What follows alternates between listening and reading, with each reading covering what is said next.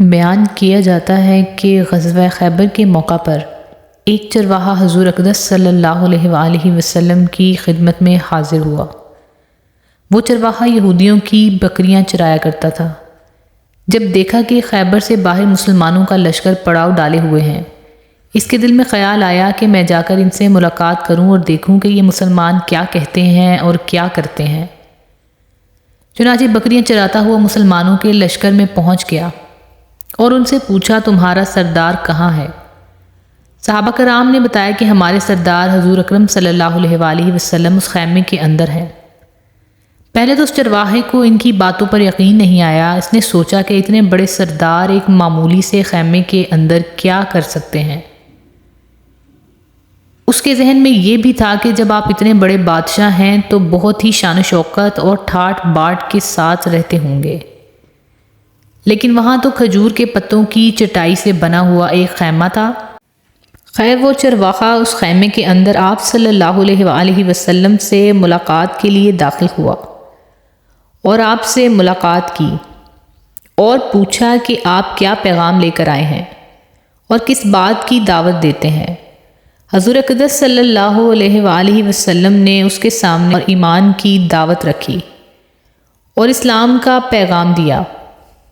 اس نے پوچھا کہ اگر میں اسلام کی دعوت قبول کر لوں تو میرا کیا انجام ہوگا اور کیا رتبہ ہوگا؟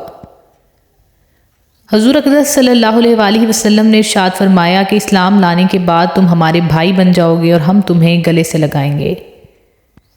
اس چرواہے نے کہا کہ آپ مجھ سے مذاق کر رہے ہیں؟ میں کہاں اور آپ کہاں؟ میں ایک معمولی سا چرواہا ہوں اور میں ایک سیاہ فام انسان ہوں۔ میرے بدن سے بدبو آ رہی ہے۔ ایسی حالت میں آپ مجھے کیسے گلے لگا سکتے ہیں؟ حضور اقدس صلی اللہ علیہ وآلہ وسلم نے فرمایا کہ ہم تمہیں ضرور گلے سے لگائیں گے اور تمہارے بدن کی سیاہی کو اللہ تعالیٰ مٹا دے گا اور اللہ تعالیٰ تمہارے جسم سے اٹھنے والی بدبو کو خوشبو سے تبدیل کر دیں گے۔ یہ بات سن کر وہ فوراً مسلمان ہو گیا اور کلمہ شہادت پڑھ لیا۔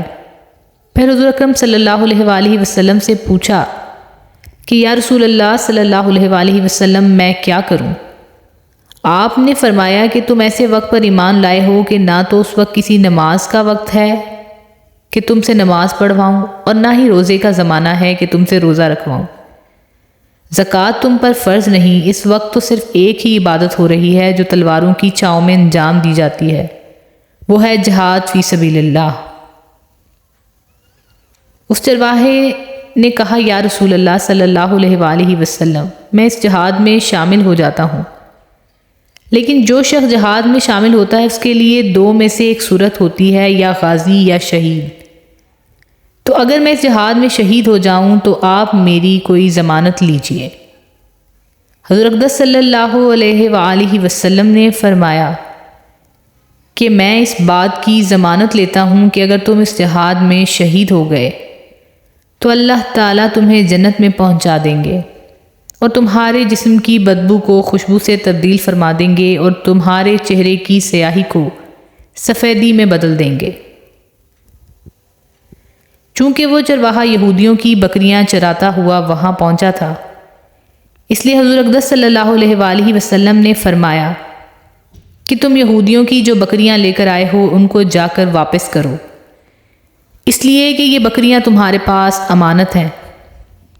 اس بات سے یہ اندازہ لگائیں کہ جن لوگوں کے ساتھ جنگ ہو رہی ہے، جن کا محاصرہ کیا ہوا ہے، ان کا مال غنیمت ہے، لیکن چونکہ وہ چرواہا بکریاں معاہدے پر لے کر آیا تھا، اس لیے آپ صلی اللہ علیہ وآلہ وسلم نے حکم دیا کہ پہلے وہ بکریاں واپس کر کے آؤ، پھر آ کر جہاد میں شامل ہونا۔ چنانچہ اس چرواہے نے جا کر بکریاں واپس کیں اور واپس آ کر جہاد میں شامل ہوا اور شہید ہو گیا۔ جب جنگ ختم ہو گئی تو حضور اقدس صلی اللہ علیہ وآلہ وسلم لشکر کا جائزہ لینے گئے۔ ایک جگہ آپ نے دیکھا کہ صحابہ کرام کا مجمع اکٹھا ہے۔ جب آپ قریب پہنچے تو ان سے پوچھا کہ کیا بات ہے؟